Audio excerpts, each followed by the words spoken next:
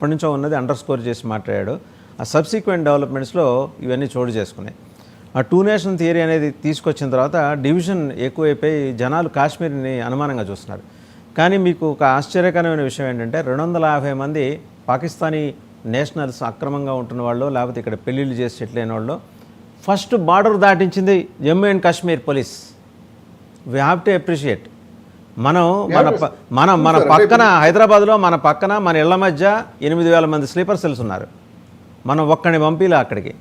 Sleeper cells మాట్లాడించి Pakistani nationals ఇక్కడ అక్రమంగా నివసిస్తున్న వాళ్ళు 1,50,000 మంది కేవలం హైదరాబాద్లో ఉన్నారు. కేవలం హైదరాబాద్లో స్లీపర్ సెల్స్ మాట దేవుడెరక. ఒక్కడిని పంపిలే హైదరాబాద్ నుంచి. మనం జమ్మూ కాశ్మీర్ పంపించింది 250 మందిని పంపించింది. ఇప్పుడు అంటే సార్ ఇప్పుడు అక్కడ గ్రావిటీ ఆఫ్ సిచ్యువేషన్ ఎక్కువ ఉంది కాబట్టి అక్కడ పంపిస్తున్నారు సార్. అంటే ఇప్పుడు మనకి అంటే మేజర్గా మనకు ఉండే ఇష్యూస్ ఏంటంటే అండి 2 రకాల ఇష్యూస్ వస్తాయి సార్. ఒకటేమో మనకి హైదరాబాద్లో కూడా హిందూ ముస్లిం టెన్షన్ ఉండేది. అంటే 1983, 84 దాకా 86 కూడా నేను టెన్షన్ చూశాను. నేను 86లో కూడా నడుచుకుంటూ వెళ్ళినండి ఇంటికి. టెన్షన్స్ ఉన్నప్పుడు ఏమైందంటే ఎప్పుడైతే గవర్నమెంట్ స్ట్రింజెంట్ యాక్షన్స్ తీసుకుంటాం మొదలెట్టింది, ప్లస్ ఇంకో పక్కన నీకు ఎడ్యుకేషన్, నీకు ఉద్యోగ అవకాశాలు ఇచ్చినప్పుడు స్లోగా ఆ స్టేటస్ తగ్గిపోయింది సార్. మనకి education is key, definitely key.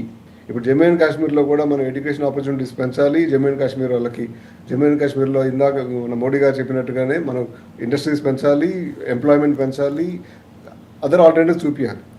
అలాగే అక్కడ అగ్రిగేట్ అవుతున్న గ్రూప్స్ని ఎప్పటికప్పుడు అరెస్ట్ చేసి మక్కలెరగొట్టాలి. ఆర్ వి డూయింగ్ దట్ అనేది మనం అంత చేయాల్సినది చేయట్లేదు అనేది నా బాధ. ఇప్పుడు మన మొన్న ఎక్కడ ఇండియన్ మిలిటరీ రిపోర్ట్ కూడా చూశాను సార్. ఈ నెక్స్ట్ 2 yearsలో, నెక్స్ట్ 10 yearsలో ఇండియన్ మిలిటరీ స్ట్రెంత్ తగ్గించాలి, నంబర్స్ తగ్గించాలనే మూడ్లో ఉన్నారు సార్ కేంద్ర ప్రభుత్వం. ఇది నిజం కాదా ఇది? సో అంటే వీఆర్ అంటే ఒక పక్కనేమో ఒక రకంగా చేసుకుంటూ మన డిఫెన్స్ ఎక్స్పెండిచర్ని తగ్గించుకుంటూ ఇంకో అంటే అన్ని ఎక్స్పెండిచర్లు పెంచమంటున్నారు. మీరు ఎట్లా కుదురుతుంది కరణ్ గారు అనమాకండి. అంటే we have to know our priorities. ఇప్పుడు మీరు ఒక చోటకి స్పీడ్గా వెళ్ళాలన్నప్పుడు మన కార్ నడవట్లేదంటే ఇంకో కార్ తీసుకోవాలి కదా సార్. ఇక you have to look at alternatives, you have to look at అంటే మనము ఎక్కడ ఖర్చు పెట్టాలి, ఎక్కడ ఖర్చు పెట్టకూడదు అనేది కొన్ని చూసుకుని చేసుకోవాల్సిన అవసరం ఉంది. ప్రపంచ పోలీస్ హోదాలో అమెరికా ఈరోజు భారతదేశానికి నిజంగా అంటే from bottom of the heart support చేస్తుంది అనుకోవాలా, లేకపోతే సపోర్ట్ చేస్తున్నట్టు పెదవుల చివరి నుంచి చెప్తుందా? అంటే ఇప్పుడు ట్రంప్ గారు ఆ రోజు ప్రెస్ మీట్లో ఇది 1000 years నుంచి ఉన్న ఇష్యూ అన్నాడు. That it self is a diluting fact. మీరు తర్వాత బ్యూరోక్రసీ వాళ్ళు ఎన్ని మాటలు చెప్పినా, ఎన్ని కబుర్లు చెప్పినా, ఒక ప్రెసిడెంట్గా ఉన్నాడు ఆ మాట మాట్లాడాడు అని అంటే ఎమ్మటే మన దగ్గర నుంచి కౌంటర్ స్టేట్మెంట్ రావాలి. మన ఫారిన్ కమిషనర్ ఎవరో ఒకరు ఏంది 1000 years నుంచి ఎప్పటి నుంచి ఉంది బాబు ఇది మన కాశ్మీర్ ఫామ్ అయిందే, ఈ పీఓకే ఇవన్నీ ఫామ్ అయిందే 75 years కింద నుంచి 1947, 48లో అయినాయి అని చెప్పి మనం చెప్పాలి కదా సార్. కోర్స్ కరెక్ట్ చేయాలి కదా సార్ ఎప్పటికప్పుడు. ఆ కోర్స్ కరెక్ట్ చేయకుండా మన దగ్గర నుంచి ఒక స్ట్రాంగ్ వాయిస్ లేకుండా అంటే ఇంగ్లీష్ మాట్లాడడం రాదు సార్ జయశంకర్ గారికి. ఒకసారి డొనాల్డ్ ట్రంప్ వారు ఏం మాట్లాడారో చూద్దామండి కిరణ్ తుమ్మల గారు. If Pakistan attacks India, I will not sit back. I will destroy Pakistan. Modi is my friend and I love the people of India. If Pakistan attacks India, I will not sit back. ఆయన భారతదేశ ప్రజలను విపరీతంగా ప్రేమిస్తున్నారట. ఆయన చెప్పారు మోడీ ఆయనకు స్నేహితుడట. So నేను ఖాళీగా కూర్చోరట. మరి నుంచోని ఏం చేస్తారనేది చెప్పలేదు అక్కడ. అంటే సార్ అంటే ఎవరైనా సరే సార్ ఇప్పుడు స్వాభిమానం అనేది ఉండాలి సార్. ఎవరైనా సరే ఇప్పుడు ఆయన డొనాల్డ్ ట్రంప్ కానీ ఎవరైనా కానీ ఇప్పుడు మనం హైదరాబాద్లో ఉంటున్నాం సార్. మీ ఆంధ్రలో అని అంటే మనం ఏమంటాం సార్? భారతీయులం కాదా, మేము ఇక్కడ ఉండే అర్హత లేదా అని అడగమా? అది మన హక్కు కాదా అది? ఇప్పుడు ట్రంపే చెప్పాడు కదా సార్, నేను 1000 సంవత్సరాల నుంచి జమ్మూ అండ్ కాశ్మీర్ ఇష్యూ ఉందని, దాని కోర్స్ చేయాల్సిన బాధ్యత మన కేంద్ర ప్రభుత్వానికి లేదా? ఏమంటే అటాక్ చేయాలి కదా సార్ ఎవరైనా సరే. ఫస్ట్ థింగ్ పాకిస్తాన్ మీద మనం తీసుకున్న ఈ లైట్ హార్టెడ్ ఇష్యూస్ డిస్కషన్ అనేది తప్పు sir. We have to take stringent actions. Without action there will be no reactions. Right. Doctor Phaniraj Kumar మీరేమంటారండి? సపోర్ట్ చేయరు. అయితే సార్ మనం తయారు చేసిన బంగ్లాదేశ్ ప్రైమ్ మినిస్టర్ చెప్తున్నాడు సార్, నేను పెద్దరికం వహిస్తాను మీ ఇద్దరు మధ్యలో. ఏం సార్ బంగ్లాదేశ్ చేసేది? అతను పెద్దరికం వహించేది ఏంటండి? అతను ఏమన్నాడు? మహమ్మద్ యూనస్ ఏమంటున్నాడు? ఒకడికి అధికారం ఇచ్చి చూడండి, వాడి పైత్యం ఏంటో తెలుస్తుందని. But best example, live example Muhammad Yunus. మీ చికెన్ నెక్ ఉంది, దాన్ని నేను ఇట్లా నొక్కేసానంటే సఫకేట్ అయ్యి మీ తల ఎగిరిపోతుంది, మీ ప్రాణం పోతుంది అంటున్నాడు. ఆ చికెన్ నెక్ ఏంటి? 7 సిస్టర్స్ ఆఫ్ ది ఈస్ట్ని రెస్ట్ ఆఫ్ ది కంట్రీ, భారత్తో కలిపే ఆ ప్రాంతం 60 కిలోమీటర్ల వెడపు. మనం ఏం రెస్పాండ్ అవ్వాలి ఇక్కడ? మరి ఇమీడియట్గా చిట్టగాంగను ఆక్రమించుకుంటే నువ్వు చుట్టుకొని బంగాళాఖాతంలో పడిపోతావు అనాలి. ఆ మాట రాలా. అదే చెప్తున్నాను కదా సార్, మనం నదుల మీద గేట్లు ఎత్తేస్తే బంగ్లాదేశ్ ఉండదు సార్. మనం ఆర్మీ కూడా వెళ్ళకల్లా. అంటే ప్రతి 3 నెలలకి 4 ఏళ్ళకి తుఫాన్లు వచ్చి అడుగు తినే దేశం వాళ్ళు కూడా మన గురించి మాట్లాడుతుంటే వాళ్ళ మీద కూడా మాట్లాడలేకపోతారు సరిగా. ఇప్పుడు చైనా వాళ్ళు వచ్చి అక్కడ ఆక్యుపై చేసుకుని మన నల్గొండ సైనికాధికారులు చనిపోయినప్పుడు మనం మాట్లాడలేదు. మనం పైగా పార్లమెంట్లోకి వెళ్ళి ఇదేదో పొరపాటును వచ్చారంట, పొరపాటు నిలిపారంట అని చెప్పాము. ఇప్పుడు పాకిస్తాన్ కూడా అదే చెప్తామా సార్? బంగ్లాదేశ్ కూడా అదే చెప్తామా సార్? ఇక ఎక్కడ దాకా ఇప్పుడు తలకాయ ఉంచుకుంటూ మొదలెట్టాము, ఎక్కడ దాకా ఉంచుతాం సార్? నెలలో దాకా వెళ్ళిపోతుంది ఇక్కడ. రైట్. ఒకసారి డాక్టర్ ఫణిరాజ్ కుమార్, ఒకసారి ఒక 3 క్యారెక్టర్స్ గురించి మనం మాట్లాడుకోవాలి sir. General Asim Munir, jihadi army chief of Pakistan సైన్యానికి, మిలిటరీ రూలర్. ఒక రకంగా ఏంటంటే ఆయన ప్రధానమంత్రి షహబాజ్ షరీఫ్ని కూడా పైల్స్ కంప్లైంట్ తోటి హాస్పిటల్లో చేర్పించేసి ఆయన ఆరోగ్యానికి సంబంధించి బులెటిన్స్ రిలీజ్ చేస్తుంటారు.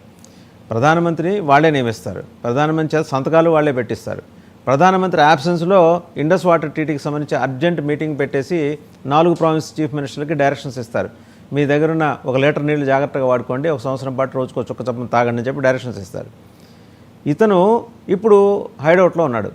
బంకర్లో దాక్కున్నాడా, లండన్ వెళ్ళాడా, ఆస్ట్రేలియా వెళ్ళాడా, లేకపోతే ఈ సయీద్ తోటి హఫీజ్ సయీద్ తోటి పీఓకలే ఉన్నాడా, ఇది తెలియట్లా. అతని ఆబ్సెన్స్ తర్వాత ఇంకొక లెటర్ వచ్చింది, కాన్ఫిడెన్షియల్ లెటర్ లీక్ అయింది. స్ట్రాటజిక్గా వాళ్ళే లీక్ చేస్తారనుకోండి, అది వేరే విషయం. ఎప్పుడు 1970s నుంచి చూస్తున్న ఫార్ములా ఇది. ఫార్ములా కనీసం స్క్రిప్ట్ కూడా మార్చకుండా ఇంకో కొత్త ఒక ఆయన తీసుకొచ్చి పెట్టారు, మాలిక్ని. Malik is the clone brother of Munir. అంటే ఇతను లేడు దేశంలో అనే ఒక సంకేతం కదా అని ఇవ్వటానికా, లేకపోతే నిజంగానే మనిషి కనిపించట్లేదు? ఎందుకంటే వాళ్ళు గూగుల్లో ఎత్తుకుతున్నారు, గ్రోక్లో ఎత్తుతున్నారు, ఎక్కడ దొరకట్లేదు మునీర్ అనేవాడు. కాకపోతే పాత వీడియోలు ఏవో పెట్టేసి దానికి వాయిస్ జత చేసి పంపిస్తున్నారు. జనరల్ మునీర్ ఉన్నాడా, షహబాజ్ షరీఫ్ యాక్టివ్గా ఉన్నాడా, అసలు పాక్ మిలిటరీ రెడీనెస్ ఏంటి, వాళ్ళు గట్టిగా వచ్చి వాటిని తీసుకురావడానికి, అంటే యుద్ధ విమానాలు తీసుకొచ్చి ఈ బార్డర్లో మోహరించడానికి ఓకే, అంతవరకు వాళ్ళకి ఫ్యూయల్ ఉంది. 4 సార్లు గట్టిగా గాల్లోకి లేచి వారం రోజులు అట్లా చేశాయనుకోండి, వాటిని మళ్ళీ ట్రాక్టర్లకో టిప్పర్లకో కట్టుకొని వెనక్కి తీసుకెళ్ళాలి. ఫ్యూయల్ లేదు. ఇది క్లారిటీ, గ్రౌండ్ రియాలిటీ. వాళ్ళ పత్రికే రాసింది అఫీషియల్గా. అంటే ప్రభుత్వం అనుకూల పత్రికలు ఉంటాయి మనకి, భారతదేశంలోని వివిధ రాష్ట్రాల్లో ఉంటాయి కదా ప్రభుత్వానికి అనుకూలంగా పనిచేసే మీడియా, వాళ్ళకు కూడా ఉంది, వాళ్ళు రాశారు. ఇంత జరుగుతున్న తర్వాత వాళ్ళు ఏంటి ఇంటర్నేషనల్ ప్లాట్ఫామ్ మీదకి వచ్చి భారతదేశం మా దేశంలో మానవ హక్కుల ఉల్లంఘనకి పాల్పడుతుంది. వాళ్ళు చెప్పేదంటే బెలూచిస్తాన్ ఫ్యాక్టర్. బెలూచిస్తాన్లో 2016 నుంచి ఉంది, ఇవాళ ఏం లేదు. వాళ్ళు బలూచిస్ ఒక తెగ, ఇస్లాంలోనే ఒక తెగ. వాళ్ళు చాలా వాళ్ళ కస్టమ్స్ వేరు, వాళ్ళ సంప్రదాయాలు. ఆయన చెప్తాడుగా, జనరల్ మునీర్ మాట్లాడింది కూడా మనం కాసేపాకి చూద్దాం. Our religion is different, our customs are different, our ambitions are different. చివరిలో ఆయన మర్చిపోయింది ఏంటంటే అవర్ టెర్రరిజం ఆల్సో డిఫరెంట్ అనేది చెప్పడం మర్చిపోయాడు. అంటే రెగ్యులర్ చేసేది కదా, మళ్ళీ విరిగా ఎందుకు చెప్పాలనుకున్నాడేమో. సో ఇన్ని ఉన్నాయండి, ఇన్ని బలహీనతలు ఉన్న ఆ కంట్రీ మీద భారతదేశం ఆచితూచి వ్యవహరించడానికి గల కారణం ఏంటి అంటే, వాడు ఇప్పుడు పిచ్చోడి చేతిలో రాయి. వాడు ఎవడో అన్నాడు కదా, 130 అబ్బాసి 130 న్యూక్లియర్ హెడ్స్ ఉన్నాయి, చాలా స్ట్రాటజిక్ లొకేషన్లో. స్ట్రాటజిక్ లొకేషన్లోనే పెట్టుకుంటారు, ఇంటి ముందు లేకపోతే చాలా కీలకమైన మాల్స్లోనూ పెట్టుకోరు కదా. మేము పేల్ చేస్తాం. ఇంకోటి అంటాడు ఇవాళ డిఫెన్స్ మినిస్టర్, డ్యాములు పేల్ చేస్తాను. సరే, డ్యాము కట్టడానికి 10 ఏళ్ళు పడుతుంది, 10 ఏళ్ళ దాకా నువ్వు ఉండాలిగా పేల్చడానికి. నువ్వు ఉండాలి, నీ దేశం ఉండాలి. దేశం 3 ముక్కలుగా విడిపోవడానికి సిద్ధంగా ఉన్న దేశం మీద భారతదేశం ఎందుకని ఆచితూచి వ్యవహరిస్తోందని అమెరికన్ సమాజం అనుకుంటోంది. దీన్ని ఒక 2-3 పాయింట్స్గా నేను చెప్తానండి, అది అనలైజ్ చేసింది. ఒకటి, ఇప్పుడు మనం ఎలాగో ఇప్పుడు కిరణ్ గారు చెప్పినట్టుగా ఇప్పుడు మేము ఎలాగో ఒక షాక్లో ఉన్నాం. షాక్ లేకపోతే ఏం చెప్పాలో మరి. ఇంక ఇంకెందుకు అటాక్ చేయట్లేదు 2 వీక్స్ అయినా సరే. అట్లాగే వాళ్ళు కూడా ఏంటి కన్ఫ్యూజన్లో ఉన్నారు పాకిస్తాన్ వాళ్ళు కూడా. ఏదో ఒకటి చేస్తారు, ఏదో చిన్న స్ట్రైక్ అన్నా చేస్తారు, అని చెప్పి అనుకుంటున్నారు వాళ్ళు కూడా. కానీ మన వాళ్ళు ఏం చేయట్లేదు, ఇంకా స్టిల్ ఇంకా వీఆర్ రచిస్తున్నాం ఇంకా ఏం చేయాలి అని.